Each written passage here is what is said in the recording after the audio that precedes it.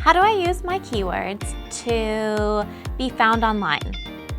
And the answer to that is it's a little bit technical.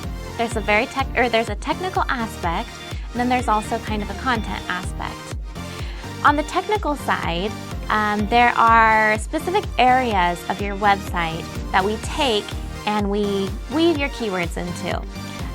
So things like your page title, your headings, and your meta descriptions. We also want to make sure that you have keywords in your content. But there's kind of a fine line here because we want to make sure that you're not keyword stuffing. And so, that's like putting a keyword in your paragraph 100 times.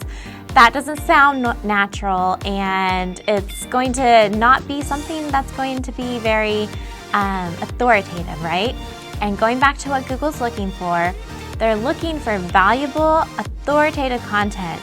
And when you are creating fresh content that is relevant to what people are looking for in your industry, you're naturally going to have those keywords in that content.